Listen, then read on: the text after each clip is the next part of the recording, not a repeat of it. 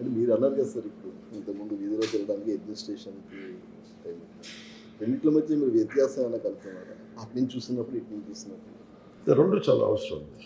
నేను basic political science books చదువుతున్నప్పుడు కానీ లేదంటే సోషల్ ఫిలాసఫీ ప్రత్యేకించి శ్రద్ధ వీటి మీద నేను అంటే special focus around I think 2001లో పెట్టాను.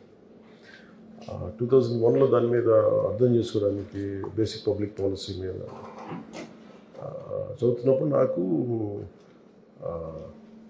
హెర్నాండో డి సోటో అని మన పెరువియన్ ఎకానమిస్ట్, దాంట్లో నాకు ప్రేరణ ఏంటంటే నీకు ఏదైనా పెరువియన్ ఎకానమీ చాలా గందరగోళంగా ఉండింది ఆ టైంలో. హెర్నాండో డి సోటో అని బుక్ ఉంటుంది, పేరు మర్చిపోయింది. అంటే దాంట్లో ఏముంటుందంటే నేను చదువుతున్నప్పుడు అంటే I want understand politics. So చాలా పుస్తకాలు కొనుక్కొని కొంతమంది ఉస్మానియా యూనివర్సిటీలో నా ఫ్రెండ్స్, కొంతమంది సీనియర్స్, బయట ఉద్యోగులు వాళ్ళందరూ నాకు చాలా పుస్తకాలు, ఆ పుస్తకం ఒకటి ఇచ్చారు. మన ప్రమోద్ అని తన ఫ్రెండ్ ఆయన ఇచ్చిన బుక్ అనమాట.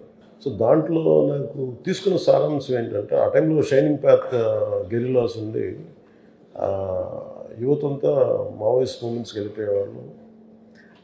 ప్రత్యర్థుల్ని ఎదురు తిరిగితే ఈ టిపికల్ అటు వాళ్ళ తెగల గొడవలు ఎలా మన దీని ఏమంటుంది స్కాల్ప్ కోసేసేవారు. అంటే అంత extreme Maoist violence inflicted country ఆ టైం 80sలో. సో ఫ్యూజిమోరో వచ్చినప్పుడు ప్రెసిడెంట్గా ఆయన్ని ఎవరినో హైర్ చేస్తే, institute of Liberty and democracy వాళ్ళని హైర్ చేస్తే వాళ్ళు చెప్పింది ఏంటంటే మొత్తం నెంబర్ ఆఫ్ జీఓస్ కానీ అడ్మినిస్ట్రేటివ్ ఫెయిల్యూర్స్ అన్నీ మాట్లాడితే ఒక పెళ్లి కావాలి, ఒక సర్టిఫికేట్ కావాలి, ఒక డ్రైవింగ్ లైసెన్స్ కావాలి, ఏమి చేద్దాం అనుకున్నా ఇన్ని రోజులు పట్టేస్తుంది, మ్యారేజ్ సర్టిఫికేట్ కావాలి ఇన్ని రోజులు పట్టేస్తుంది, ఇవన్నీ ఉంటాయి. దీనికి సింప్లిఫై చేయాలంటే ఏంటంటే best thing is to go and reach out to people. So the went to people.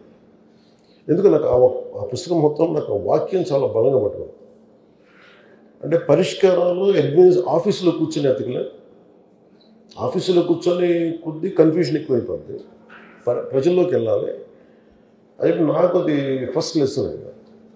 So నేను అందుకని ఎక్కువ వెళ్ళటం వల్ల అడ్మినిస్ట్రేటివ్ లాంగ్వేజ్ తెలియకపోవచ్చాను, కానీ మన ఎన్ని అడ్మినిస్ట్రేటివ్ లాంగ్వేజ్ మనం ఎంత కోడెడ్గా రాసుకున్నా, దానికి ఎన్ని పేర్లు పెట్టుకున్నా, the purpose of any act is to is little వాళ్ళ జీవితాన్ని కొంచెం సమాధానాలు ఇవ్వడం, లేకపోతే కొంచెం బరువు తగ్గించడం, సమస్య పరిష్కారం ఇవ్వడం.